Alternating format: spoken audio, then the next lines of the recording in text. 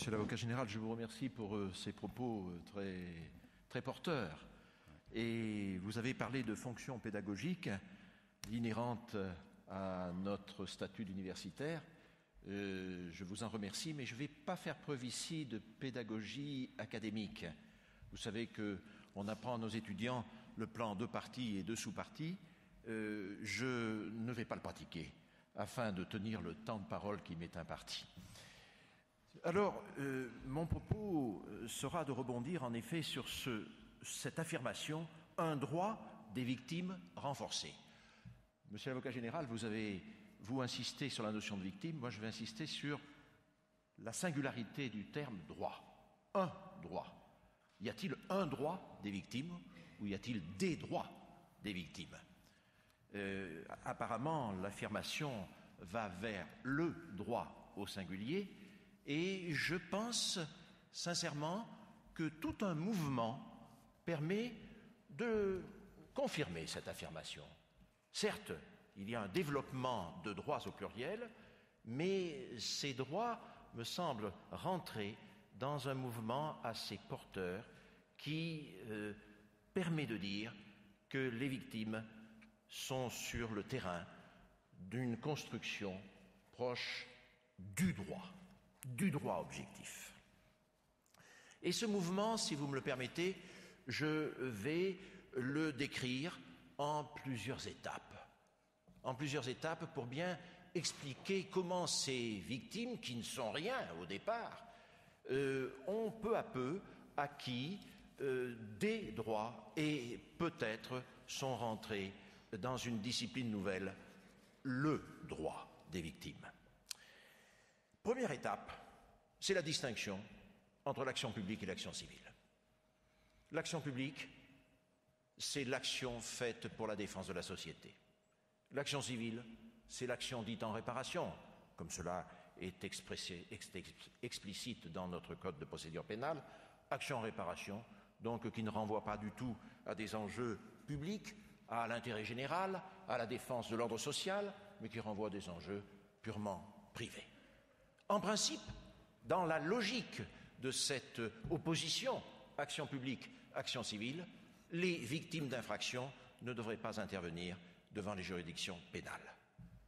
Les juridictions répressives sont faites pour traiter d'une dimension sociale de l'infraction et non point pour traiter des dimensions privées. La première victime, à la limite, osons-le, la seule victime d'une infraction pénale, c'est la société. Alors cela peut avoir quelque chose de terrible pour ceux qui souffrent dans leur chair, pour ceux qui souffrent dans leur honneur, qui souffrent moralement, qui souffrent physiquement, de venir dire « mais vous n'êtes rien, vous n'êtes en quelque sorte que les révélateurs de ce qui est la cause d'un dérangement social. Par conséquent, l'accès au procès pénal, cela ne vous regarde pas. » C'est la première étape, c'est en quelque sorte la logique de la distinction entre action publique et action civile. Deuxième étape, l'entrée de la victime dans le procès pénal par l'action civile. Alors c'est une étape extrêmement importante. On s'est rendu compte que finalement exclure la victime du procès pénal, ce n'était peut-être pas la meilleure solution. Il était nécessaire quand même de lui consentir un droit à intervenir au procès pénal, un droit à l'entendre, à l'écouter, un droit à s'expliquer, à faire état de ses souffrances. Et c'est ainsi que, très tôt, bien sûr, la victime a pu porter sa demande en réparation, son action civile, soulever ses intérêts privés devant la juridiction pénale. La victime peut porter son action civile devant les juridictions répressives. Mais comme on voit mal une juridiction pénale faire du civil, il a bien fallu associer, juridiquement parlant, techniquement parlant, les deux actions. Et c'est ainsi que l'action civile exercée devant une juridiction répressive met en mouvement l'action publique. C'est tout à fait logique. Si on donne accès au procès pénal à la victime qui devient partie à ce procès, elle passe du statut de victime au statut de partie civile, encore faut-il évidemment que l'action publique soit bien mise en mouvement, et si elle ne l'a pas été préalablement par le ministère public, alors c'est la partie civile qui met en mouvement cette action elle-même. Alors c'est déjà une entrée dans un droit ou dans les droits de la victime, une entrée qui est sensible, qui est intéressante. La victime, qui normalement ne défend que des intérêts privés, va pouvoir les défendre devant une juridiction répressive qui, en principe, a pour vocation, ou devrait avoir pour vocation exclusive, que de prendre en compte des intérêts, l'intérêt de la société, l'intérêt général. C'est ce que notre Code de procédure pénale reconnaît en termes tout à fait explicites. L'exercice de l'action civile devant les juridictions répressives met en mouvement l'action publique. C'est la deuxième étape. Troisième étape, la victime est là. Elle est devant la juridiction répressive. Alors la troisième étape, on la doit à la jurisprudence. Et c'est une étape extrêmement intéressante. Pourquoi ? Parce qu'on va consacrer la possibilité pour la victime qui, normalement, ne défend que des intérêts privés.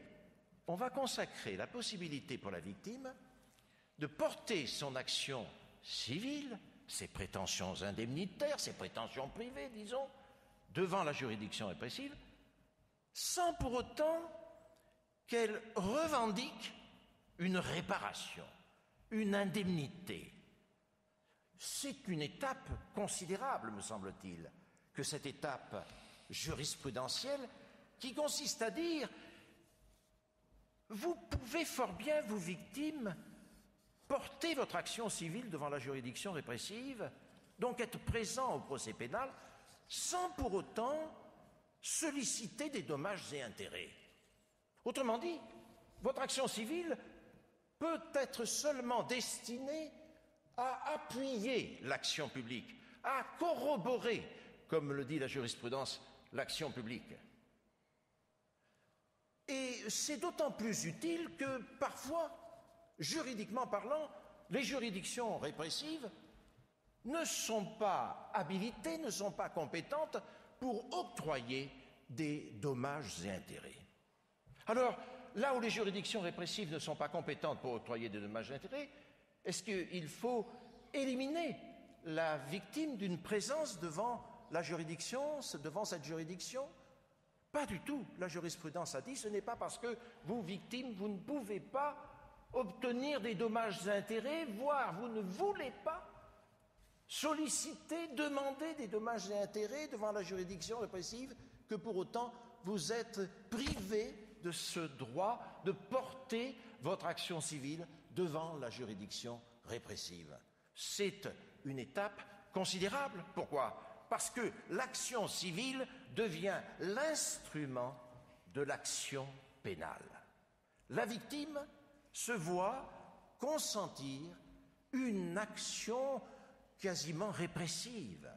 La victime va rentrer dans le procès pénal en étant elle-même éventuellement à l'origine de ce procès. Certes, la relève sera immédiatement assurée par le ministère public, mais elle va pouvoir prendre l'initiative de ce procès sans avoir à accompagner son action qui pourtant, dans sa nature même, est une action d'intérêt privé, une action en réparation, sans avoir accompagné son action d'une demande en ce sens, d'une demande de réparation, d'une demande indemnitaire. C'est une étape, à mon avis, tout à fait déterminante. C'est un tournant. C'est un tournant. Pourquoi ? Mais parce que tout simplement, la victime devient un auxiliaire de la justice, un auxiliaire au même titre, pardonnez peut-être cette comparaison un peu audacieuse, mais au même titre que le ministère public. Le ministère public a la possibilité de mettre bien sûr en mouvement l'action publique, il est là pour ça. Mais la victime, cette victime qui au départ n'aurait même pas dû être présente devant la juridiction pénale, cette victime va se retrouver non seulement présente, mais présente exclusivement pour engager l'action publique. Certes, la victime n'ira pas jusqu'à ensuite exercer l'action publique, mais elle aura cette possibilité d'engager l'action publique. C'est un tournant tout à fait considérable. Alors, vous le savez, les applications techniques sont extrêmement variées et nombreuses. Un exemple très précis, les accidents du travail relèvent d'une prise en charge sui generis. Et les juridictions répressives n'ont pas cette possibilité, bien sûr, de verser ou de condamner à la réparation à des dommages et intérêts. Leur compétence est niée, mais est-ce que pour autant la victime d'un accident du travail n'a pas la possibilité de se constituer partie civile devant la juridiction pénale? Pas du tout, elle le peut très bien, seulement pour corroborer l'action publique. C'est, je pense, quelque chose d'assez important, parce que sous-jacent à ce quelque chose, qu'est-ce qu'il y a? Il n'y a pas une concession de droits au pluriel, il y a l'entrée dans le droit des victimes, ce droit au singulier. Il y a inhérent à ce tournant quelque chose de beaucoup plus fort qu'une casuistique de droits au pluriel. Et je pense que si on pousse cette logique jusqu'au bout, on peut obtenir peut-être beaucoup plus qu'une litanie de droits consentis ponctuellement au fil des conquêtes politiques ou des charmes politiques. Il y a quelque chose juridiquement fort, inscrit dans un mouvement, ce fameux mouvement dont j'essaye d'analyser ici les différentes étapes. Alors ensuite, quatrième étape, je suis toujours dans les temps, je crois, quatrième étape, eh bien, forte de cette reconnaissance, je dirais, forte de cette légitimité acquise au fil de l'évolution que je viens de retracer, forte de cette légitimité, les victimes aujourd'hui revendiquent de plus en plus de droits, de ces droits au pluriel, de ces droits qui leur permettent d'être reconnus comme des partenaires affirmés et des partenaires respectés. Leurs revendications, c'est vrai, se situent maintenant dans la pluralité. Il faut être présente au sein des juridictions, il faut avoir beaucoup plus de prérogatives. Ce sont ces revendications, mais en fait, ces revendications, ce n'est que de l'expression de ce qui s'inscrit dans un mouvement porteur tel que je viens de le donner. Monsieur l'avocat général, tout à l'heure, vous avez fait une énumération très objective de toutes les lois, de tous les textes, qui permettent en fait de nous y retrouver sur les différentes concessions qui ont été consenties aux victimes. Alors, notre propos, bien sûr, n'est pas de rentrer dans ce détail, on n'en a pas le temps, mais notre propos, c'est peut-être de faire le rapprochement entre ces différents textes et cette fameuse directive que mon collègue et ami, le professeur Jean Pradel, a mentionné tout à l'heure. Je crois que ce n'est pas le 15 octobre, c'est le 25 octobre.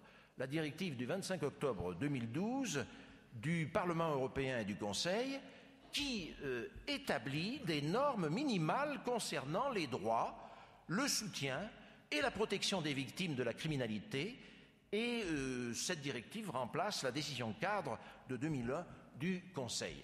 Alors c'est très intéressant parce que nous avons par cette directive la possibilité d'une confrontation technique entre tous les droits reconnus dans notre procédure pénale en rapport avec les victimes et ceux qui se présentent sous une forme idéale telle que portée par cette directive. Je dirais que la quatrième étape trouve en quelque sorte son expression la plus récente et la plus positive dans la directive, et puis ce petit travail personnel qu'il vous est demandé de faire, de comparer la directive et les acquis de notre droit aujourd'hui.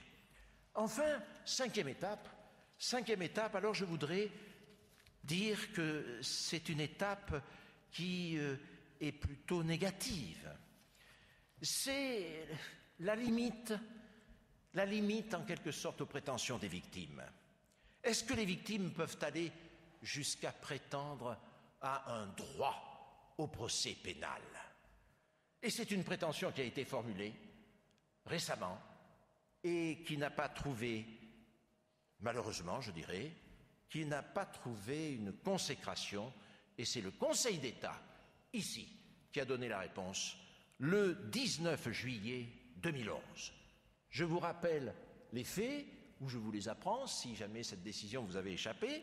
Une personne avait été placée en détention provisoire le 23 novembre 2003 à la maison d'arrêt de Lyon, dans le cadre d'une information judiciaire ouverte pour assassinat. Et le lendemain de son incarcération, elle s'est pendue dans sa cellule et est décédée des suites de ses blessures quelques jours plus tard. Alors, le compagnon et la fille, je ne suis pas bien sûr, mais je crois qu'il y avait deux personnes, le compagnon et la fille de la victime, avaient considéré que ce suicide du mis en examen, ce suicide était imputable à la faute de l'administration pénitentiaire.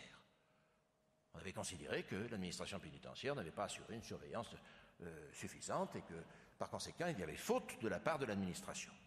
Et les proches donc de la victime prétendaient qu'ils pouvaient obtenir de l'administration pénitentiaire, de l'État, une indemnité, ou symbolique, une indemnité pour compenser l'impossibilité pour eux de bénéficier d'un procès pénal.